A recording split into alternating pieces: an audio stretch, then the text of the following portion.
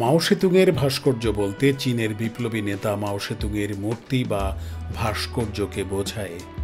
মাও সেতুং ছিলেন গণপ্রজাতন্ত্রী চীনের প্রতিষ্ঠাতা এবং তিনি 1976 সাল পর্যন্ত দেশটির নেতৃত্ব দেন। তার ছবি এবং মূর্তি বিভিন্ন স্থানে স্থাপন করা হয়েছে, বিশেষ করে চীনে। মাও সেতুংয়ের ভাস্কর্যগুলো সাধারণত বিভিন্ন আকারের এবং বিভিন্ন উপকরণে নির্মিত। কিছু ভাস্কর্য বিশাল আকারের, যা জনসাধারণের জন্য উন্মুক্ত স্থানগুলোতে স্থাপন করা হয়েছে।